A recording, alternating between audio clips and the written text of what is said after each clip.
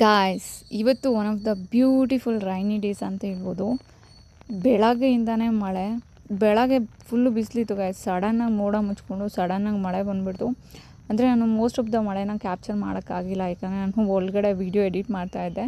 ನಾನು ಹೊರಗಡೆ ಬರೋಷ್ಟರಲ್ಲಿ ಆಲ್ಮೋಸ್ಟ್ ಮಳೆ ಎಲ್ಲ ನಿಂತೋಗಿತ್ತು.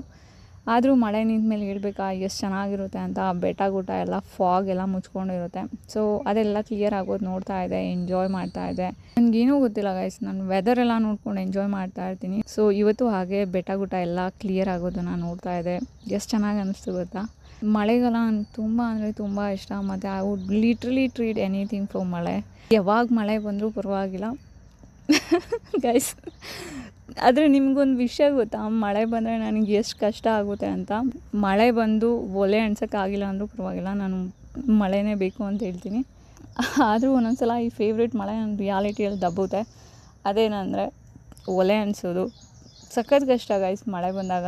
ಸೌದೆ ಎಲ್ಲ ಒಳಗಿಟ್ಕೊಂಡಿಲ್ಲ ನಾನು. ಅದೇನೋ ಲೇಝಿ ಅಂದರೆ ಲೇಝಿ, ಅದೇನೋ ಗೊತ್ತಿಲ್ಲ, ನಾನು ಒಳಗಡೆ ಸ್ಟೋರ್ ಮಾಡ್ಕೊಳೋದೇ ಮರ್ತೋಗ್ತೀನಿ.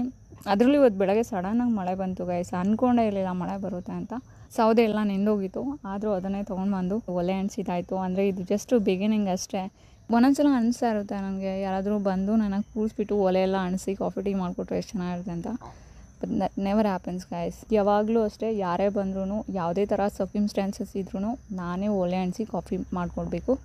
ಇವಾಗ ಏನೋ ಸಿಂಪಲಾಗಿ ಟೀ ಮಾಡ್ಕೊಂಡು ಕುಡಿದೆ ಗೈಸ್. ಇನ್ನೇನಾದರೂ ಅಡುಗೆ ಸ್ಟಾರ್ಟ್ ಮಾಡಬೇಕಂದ್ರೆ ಒಲೆ ಒಂದೊಂದು ಸಲ ಉರಿಯೋದೇ ಇಲ್ಲ, ಹೊಗೆ ಸುತ್ಕೊಂಡಿರುತ್ತೆ. ಆದರೂ ಕಷ್ಟಪಟ್ಟು ಒಲೆ ಎಲ್ಲ ಉರಿಸಿ ಅಡುಗೆ ಮಾಡ್ಕೊಂಡು ತಿಂದರೆ ಎಷ್ಟೊಂದು ಹ್ಯಾಪಿನೆಸ್ ಗೊತ್ತಾ. ಇದೆಲ್ಲ ಹಾರ್ಡ್ ವರ್ಕು ಮತ್ತು ಇನ್ಕನ್ವೀನಿಯನ್ಸು ಕೂಡ. ಅದೇನೋ ಗೊತ್ತಿಲ್ಲ, ನನಗೆ ಅದೇ ಥರ ಇಷ್ಟ ಆಗುತ್ತೆ.